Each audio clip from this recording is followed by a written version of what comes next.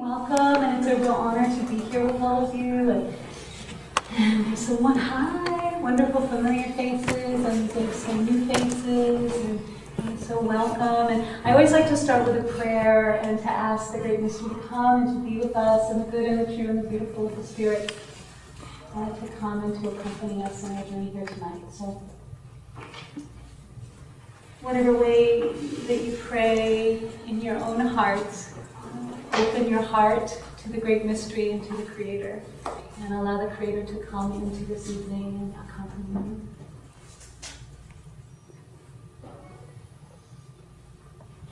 Great Spirit, Creator, Creatrix, Mother, Father, God, all that is not, Kali Amachi Parvati Ganesha Kuan Yin, Kuan Kun, Christ, Ave Maria, Nagakanya, Power Animals and Allies, Muhammad, Buddha, Allah, Okami, Hanaku, Hanoye, Yung. I thank you so much, Great Mystery, for being here with us tonight. And I thank you for the many faces of the one great and beautiful Creator. And I thank you for all that you've created. And I thank you for each human being that is here in the light and the destiny and the lives that are before them and the paths that are opening to them, regardless of whether they recognize where they're going, that path is assured and that they are supported. And I ask that you will bless our evening and that you will assist us in receiving whatever it is that we need in this sacred container. And we call on the good and the true and the beautiful of the ancestors and the allies to stand here with us and to be with us in our journey together and in our sacred conversation. Thank you so much, Spirit. We invoke your light. Please come with your gifts of vision and clarity, perspective. Please come with your gifts of strength and illumination.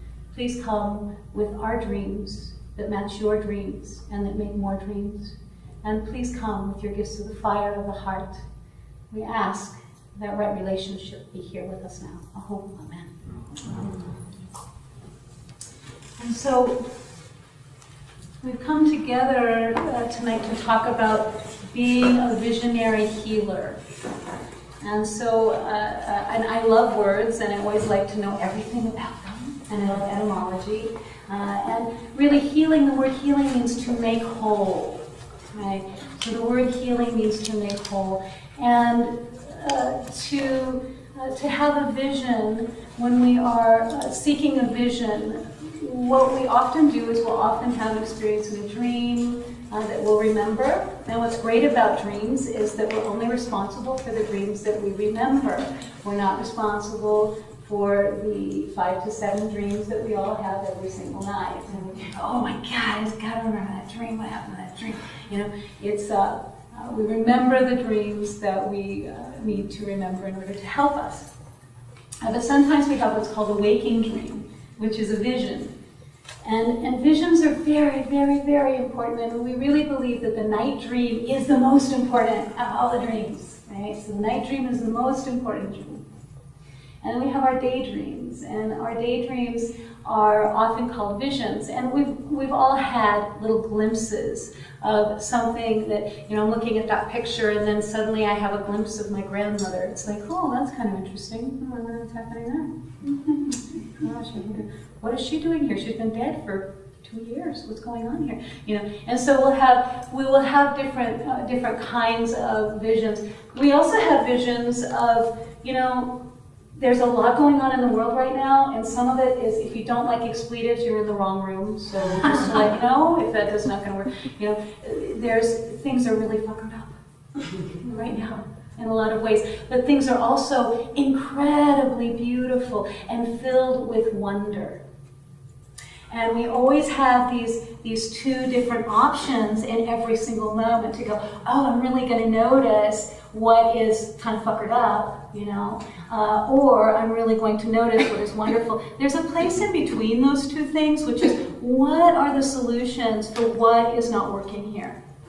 You know, what is the solutions for what I'm not pleased with, or what I'm not feeling very good about in my own life? And you know, I'm talking about vision, and I'm also talking about healing.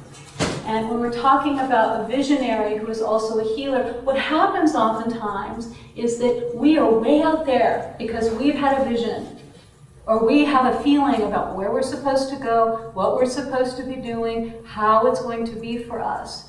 Now the issue is between there and here, there's a lot of work to do. Right? And then sometimes we don't even have the courage, we lack the courage to even go, I'm going to go for that thing that I had this glimpse of, when I was 12 years old. And I love what Carl Jung says that, we really get a very strong message about our life purpose when we're between the ages of 6 and 12. Between the ages of 6 and 12. So I always look at what were the things that I enjoyed doing when I was alone. Between the ages of 6 and 12. And so we can look at that and, what were those things that I really enjoyed doing. And so, over the last couple of weeks, some things have taken place that really called me to speak about what to do with suicidal thoughts.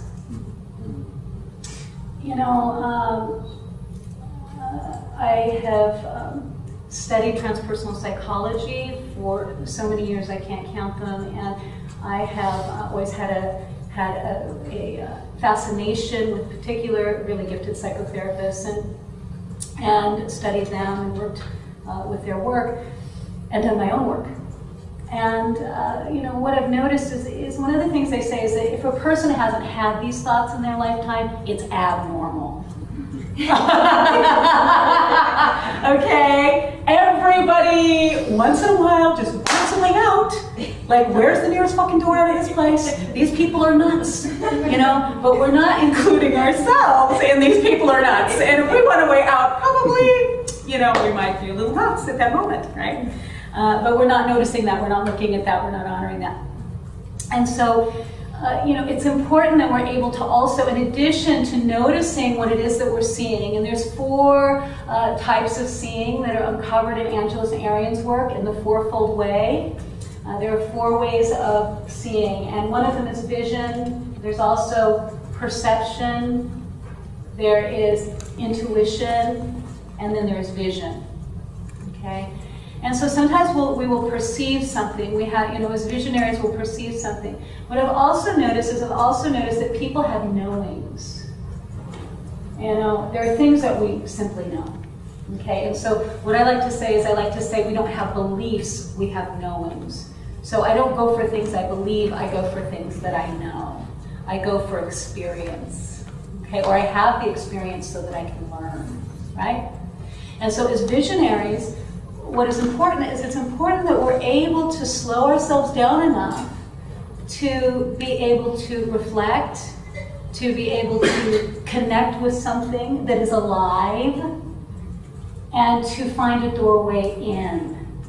And to not get caught up in all of the visions of negativity that are being fed to us through, I think, what does David White calls it, the death screen, the blood screen. He calls it the blood screen. Yeah, pretty intense. I love him. He's freaking amazing. Awesome. Isn't he great? He is awesome. Yeah, really a very amazing gifted human being. Yeah, and just making such a difference in the world in so many wonderful ways. And so, pulling ourselves out of, and the computer and the television, those are visionary tools. So they're the tools of the visionary, and they can be used for the good. They can be used to bless. And how many of us have experienced a great blessing through our television or through our computer? Right? I don't have a television, but I do have a computer, and I've experienced many, many, many blessings. Okay, and so it's important that we're able to refocus ourselves on something different. So we can go to the station, to the YouTube thing, which is about how so-and-so's dress looks much better on so-and-so than it does on so-and-so, which is probably kind of not, what I would call the highest level of thinking and consciousness, but whatever floats your boat.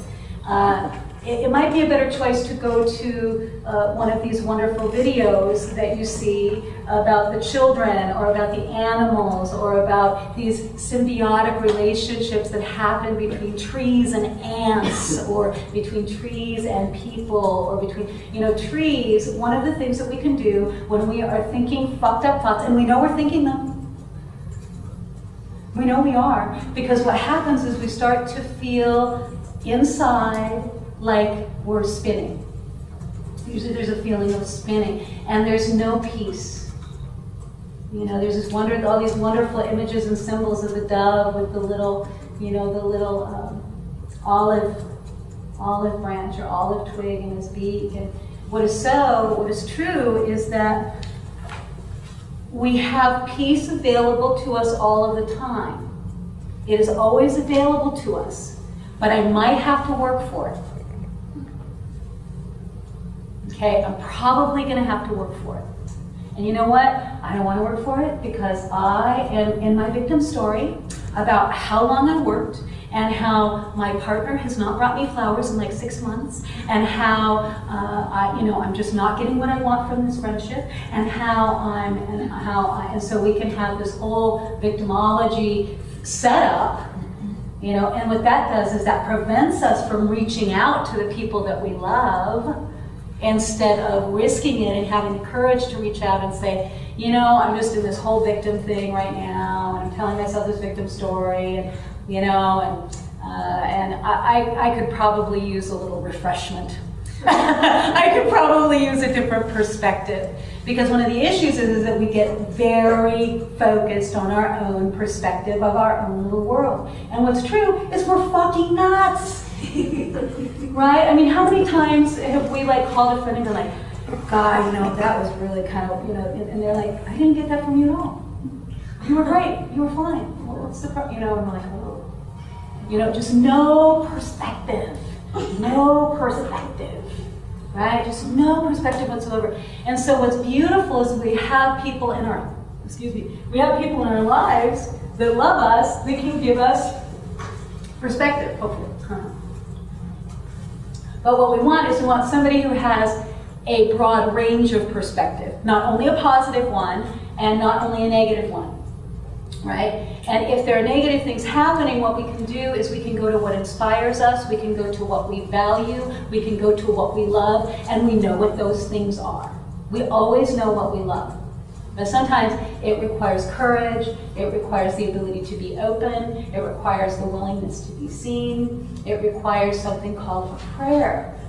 It requires something called a prayer. And, you know, this is something that we practice every day. Life is not, I like to tell people, if you want to be safe, you should never have come to this planet. This is not a safe planet. We're going to all go there and we're going to be safe, safe, safe. And everybody's just going to be groovy and we're just going to cruise along and be really comfortable and it's going to be great.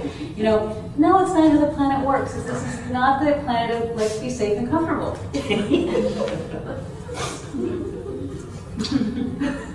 This is the planet of learn and grow and figure out, like, how can I, like, give, yeah, really? I want my soul back, motherfucker. Yeah, no, not so much. Right? But, you know, and one of the things that I like to say about love and about life is, you know, am I willing to surrender? Will I surrender it? Will I surrender my ideas about who I am? Will I surrender my ideas about who I think I am? Will I surrender this project that I have going? Am I willing to say, you know what, I don't think I'm going to struggle about this anymore. I think what I'm going to do is I'm going to go outside and offer it to a tree. And I have this wonderful altar for the center of our, and I got these peaches on my way from Idaho. They're so wonderful. And you know, what's interesting to me is that every tradition and every culture in the world has a tree of life. And I've noticed this, and so I spend quite a bit of time in Mexico. It's my third home, besides Idaho, and here. And I have Mexican ancestry. My great-grandfather was born there. And so, you know, I felt a real call there, and